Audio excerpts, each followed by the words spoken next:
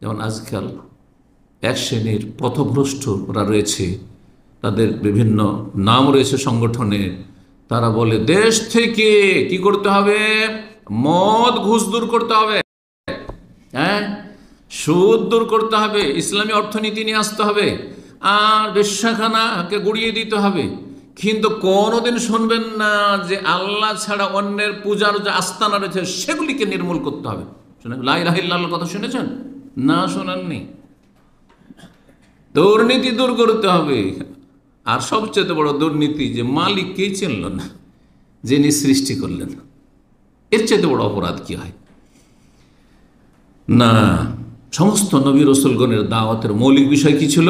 মা লাকুম মিন ইলাহিন গায়রু। কোরআনে কারীম পড়ে দেখুন, বিভিন্ন সূরাগুলি, সূরা হুদ, সূরা আরাফ, এই সূরাগুলি পড়ে দেখুন, যেগুলোতে আম্বিয়া রাসূলগণের, হ্যাঁ, অনেকগুলি আম্বিয়া রাসূলগণের একসাথে দাওয়াতের কথা আলোচনা হয়েছে এবং তাদের জাতির, অবাধ্য জাতির কথা আল্লাহ আলোচনা করেছেন। সেগুলিতে দেখুন আদ সম্প্রদায়, সামুদ সম্প্রদায়, লুত আলাইহিস সালামের সম্প্রদায়, এইরকম ইব্রাহিম আলাইহিস সালামের সম্প্রদায়, মুসা আলাইহিস সম্প্রদায়, যখন যেই নবীকে পাঠিয়েছেন, ওয়াবুদুল্লাহ, আল্লাহর ইবাদত বন্দেগী, মা লাকুম মিন ইলাহিন গায়রু, তোমাদের তার ছাড়া, সেই আল্লাহ ছাড়া কোনো মাবুদ নেই, কোনো সত্য উপাস্য নেই, সব বাতিল এগুলো। নম্বর, তাওহীদের গুরুত্ব।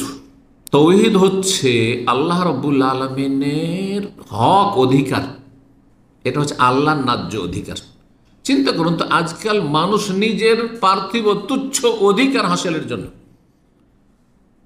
জীবনকে কুরবানি করে দিচ্ছে, হ্যাঁ, আর কত রকমের ঝুঁকি নিচ্ছে, অথচ এই দুনিয়ার তুচ্ছ অধিকার হয়তো পেলেনই না, সুযোগই পেলেন না হয়তো, অথবা পেলেন কিন্তু ভোগ করার সময় পেলেন না।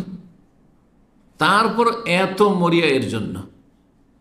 ঠিক আছে, আমি বলছি না যে আপনি ন্যায্য অধিকারের জন্য আপনি কারো দ্বারস্থ হবেন না, অথবা আপনি চাইবেন না, আপনার অধিকার রয়েছে।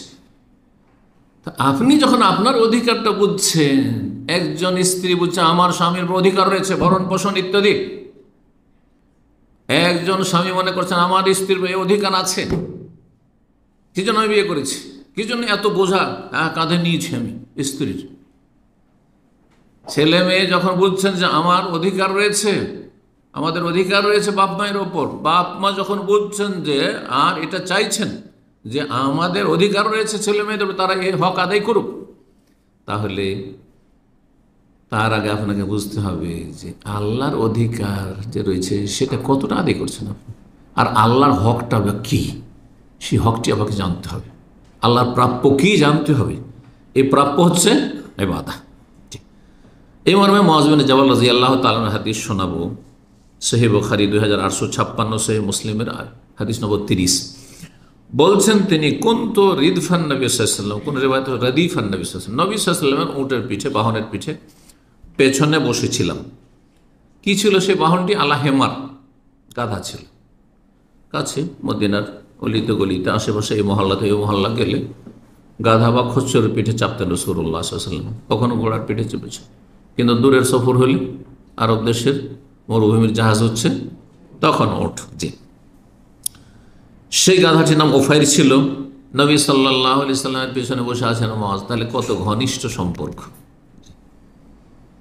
যার সাথে যত ঘনিষ্ঠ সম্পর্ক তার সাথে তত উঠা বসা, তার গাড়িতে বসা, অথবা তার যদি আপনার মোটরসাইকেল হয়তো তাতে বসা, তাই না? তো ইয়া মুআয, হে মুআয, হাল তাদরি মা হাক্কুল্লাহি আলা ইবাদিহি, তুমি কি জানো যে আল্লাহর হক তার বান্দাদের ওপর? বান্দা মানে সৃষ্টি, বান্দা মানে মানুষ এবং জিন, বাধ্য অবাধ্য যারা, অনগত অবাধ্য সবাই তাতে। বান্দার দুটি অর্থ রয়েছে, একটা হচ্ছে অনগত বান্দা, যারা হচ্ছে সলেহীন, সৎকর্মশীল, ইমানদার মানুষ, যারা বিশ্বাসী মুমিন, আর অবাধ্য বান্দা যারা আল্লাহর সৃষ্টি এবং সৃষ্টিগত বিষয়গুলিতে আল্লাহর সৃষ্টি নীতিমালার বাইরে যেতে পারে না, কিন্তু আল্লাহ দ্রোহী তারা মানুষ, যারা কাফের, মুশরিক অথবা পাপিষ্ট মুসলিম সমাজের, তারাও আল্লাহর বান্দা। কারণ আল্লাহর কাছে আল্লাহ যখন তাকে রোগ চাপিয়ে দেয়, তখন আর রোগকে সরাতে পারে না। দুর্ঘটনায় নিমজ্জিত করে, তখন দুর্ঘটনাকে এড়িয়ে যেতে পারে না। হ্যাঁ, আল্লাহ কোনো নিয়ামত যখন ছিনিয়ে নেয়, তখন সেটাকে ধরে রাখতে পারে না। তারা সেখানে কিন্তু আল্লাহর গোলামি করছে। কিন্তু যেখানে শরীয়তের হুকুম সেখানে গোলামি করে না, সেখানে অবাধ্য হয়ে যাচ্ছে। তাদের যেখানে স্বাধীনতা দেওয়া হয়েছে আর বলা হয়েছে যে এই ভালো কাজগুলি করো আর মন্দ কাজ থেকে বেঁচে থাকো, সেখানে আল্লাহকে মানছে না। এই জন্য এরা আল্লাহ দ্রোহী, হ্যাঁ, আল্লাহর দুশ্মনীরা। কিন্তু যেখানে নিরুপায় হয়ে যাচ্ছে, অর্থাৎ আমরা কওনি, আল্লাহ যে সৃষ্টিগত নির্দেশের ক্ষেত্রে সেখানে নিরুপায়। মানুষকে শখ করে বিপদের সম্মুখীন হতে চাইবে, অসুস্থ হতে চাইবে, হ্যাঁ, খালি ভালো মানুষরা হ্যাঁ মেনে নেয় রোগকে, যে নাস্তিক তাকে মেনে নিতে হয়, হ্যাঁ, মরণকে মেনে নিতে হচ্ছে। আল্লাহর হুকুম এটি, কোন মরে গেল। এই জন্য হুকুম হচ্ছে, আল্লাহর হুকুম হচ্ছে দুই রকম, আমরে কওনি, আমরে শারঈ। আমরে কওনি মানে সৃষ্টিগত নির্দেশ, এখানে সমস্ত সৃষ্টিগুলো আল্লাহর গোলামি করে।